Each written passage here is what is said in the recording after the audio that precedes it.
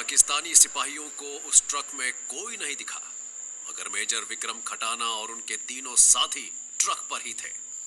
Truck के नीचे वाले हिस्सों को पकड़कर उन्होंने अपने आप को छिपकली की तरह ट्रक से चिपकाया हुआ था और उस समय उन्होंने अपने हाथों को ट्रक से छोड़कर खुद को आराम से जमीन पर गिरा लिया जब उन्होंने ट्रक को चारों तरफ से सिपाहियों से घिरा देखा।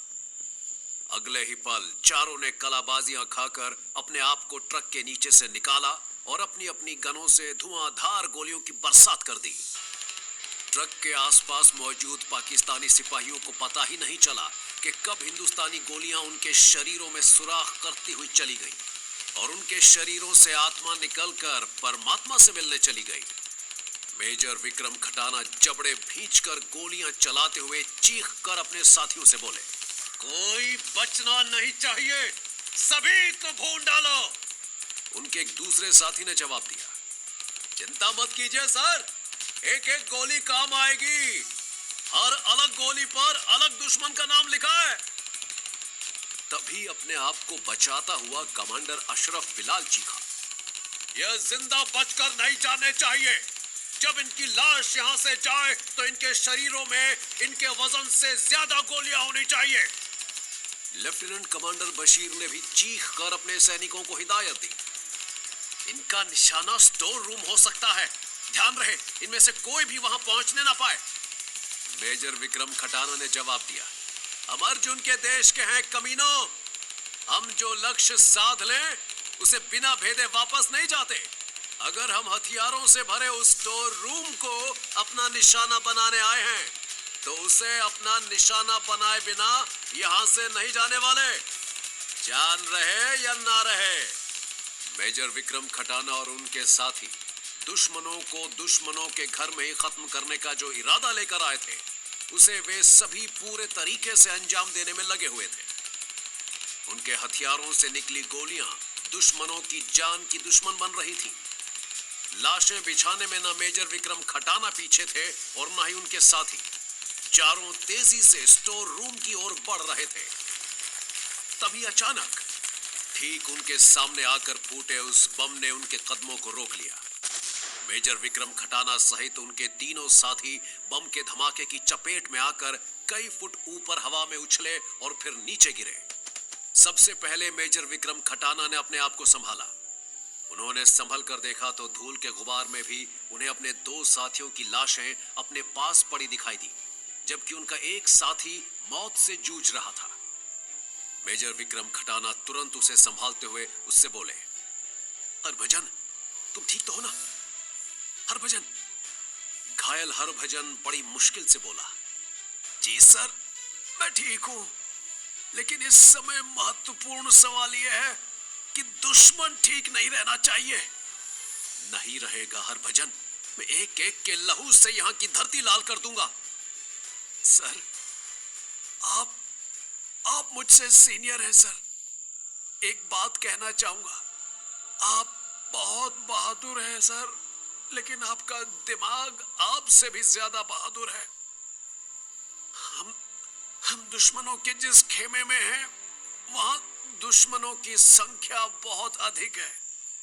आप अपनी बहादुरी का इस्तेमाल करके दुश्मनों को खत्म तो कर देंगे, लेकिन शायद हमारा मिशन अधूरा रह जाएगा सर। तुम कहना क्या चाहते हो हरभजन? हमें अपना मिशन पूरा करना है सर, और उसके लिए आपको अपने दिमाग की बहादुरी से काम लेना होगा। तुम्हारी बात मैं समझ रहा हूं, लेकिन प्लीज सर आप दिमाग की बहादुरी से काम लीजिए। शरीर की बहादुरी के लिए ये हरभजन है ना, आपकी तरफ बढ़ती हर गोली को अपने सीने पे झेलेगा। लेकिन हरभजन फिर भी सर, लेकिन वेकिन करने का समय नहीं है। दुश्मन सिपाही हमारी तरफ भागे आ रहे हैं। मैं उन्हें रोकने का काम करता हूं, आप उन्हें नेस्तनाबूद करने का काम कीजिए। जाइए सर, प्लीज जाइए। Okay Harbhajan, best of luck. इतना कहकर विक्रम खटाना ने तेजी से एक तरफ दौड़ लगा दी। जबकि पीछे छूट गया हरभजन अपनी गन से दुश्मनों पर गोलियां बरसाता हुआ चिल्लाया, आ जाओ, जिसे जिसे जहन्नुम का टिकट चाहिए वो जल्दी जल्दी आओ मेरे सामने।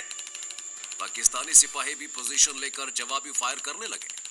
एक पाकिस्तानी सिपाही बोला, ये 4 थे, इनमें से 2 के तो बम ब्लास्ट में चिथड़े उड़ गए, एक यहां सामने मौजूद है, चौथा कहां गया? दूसरा पाकिस्तानी सिपाही बोला, जो सामने है पहले उसे जहन्नुम की आग में झोंकने का काम करो, इसका चौथा साथी भी यहीं कहीं होगा। तीसरा पाकिस्तानी सिपाही बोला, सही कहा, उस चौथे का ना तो यहां से निकल पाना आसान है और ना ही हमसे छिपना, क्योंकि जिस तरफ वो मौजूद है वहां हजारों फुट गहरी खाई के सिवा कुछ नहीं है। हरभजन का शरीर पाकिस्तानी सैनिकों की चलाई धुआंधार गोलियों की चपेट में आकर और भी घायल हो गया था, लेकिन हरभजन ने अपने हौसले को घायल नहीं होने दिया था। उसी हौसले की बदौलत वो दुश्मनों से बराबर लोहा ले रहा था। पर तभी अचानक हरभजन के जवाबी हमले रुक गए। कारण था असले का खत्म हो जाना, और जैसे ही ऐसा हुआ वैसे ही पाकिस्तानी सैनिकों ने उसे चारों तरफ से घेर लिया। एक पाकिस्तानी सिपाही बोला, बस अब बंदर की तरह गुलाटियां मारना बंद कर और जिंदगी भर पाकिस्तान की जेल में सड़ने की तैयारी कर। बंदर होगे तुम, हम हिंदुस्तानी शेर हैं, और हिंदुस्तानी शेर पिंजरे में बंद होने की जगह मर जाना पसंद करता है। इतना कहकर हरभजन ने अपने मुंह में रखे हुए साइनाइड का कैप्सूल चबा लिया। पलक झपकते ही उसके प्राणों ने उसके शरीर का साथ छोड़ दिया। हरभजन को जीवित गिरफ्तार करने की आस लगाए पाकिस्तानी सिपाही हाथ मलने के सिवा कुछ न कर सके। हरभजन की मौत ने कमांडर अशरफ बिलाल को और ज्यादा परेशान कर दिया। उस हिंदुस्तानी का जिंदा गिरफ्तार होना बहुत जरूरी था लेफ्टिनेंट बशीर, क्योंकि हमें उससे ये राज उगलवाना था कि आखिर कैसे इस चौकी की खबर हिंदुस्तान पहुंची। लेफ्टिनेंट कमांडर बशीर ने जवाब दिया, हमारे आदमियों ने उसे जिंदा पकड़ने की बहुत कोशिश की थी सर, लेकिन उसने अपने मुंह में साइनाइड का कैप्सूल छिपा रखा था, इसकी हमें खबर नहीं थी। लेकिन आप चिंता मत कीजिए, अभी भी खेल हमारी मुट्ठी में है। हमें जो राज चाहिए हम उस चौथे हिंदुस्तानी से उगलवा सकते हैं जो अब भी जिंदा है। जिंदा तो है, लेकिन कहां है? हमारी आंखों से तो वो अभी दूर ही है ना। आप सही फरमा रहे हैं जनाब, लेकिन हमारे सिपाही उसे ढूंढने में लगे हुए हैं। वो बहुत जल्द हमारे शिकंजे में होगा। गुड। और हाँ, हिंदुस्तानी सीमा की तरफ से हम पर जो हमला हो रहा था उसकी क्या पोजीशन है? हमला जारी है जनाब, और हमारी तरफ से उसका मुंह तोड़ जवाब भी दिया जा रहा है। कंट्रोल रूम से मैं खुद उस हमले की एक एक मिनट की खबर रख रहा हूं। शाबाश। अब पूरा ध्यान अपनी चौकी से गायब हुए उस चौथे हिंदुस्तानी को ढूंढने में लगा दो, जो हमें हर हाल में जिंदा चाहिए। और फिर तुरंत लगभग पूरी चौकी उस चौथे हिंदुस्तानी की खोज करने में लग गई।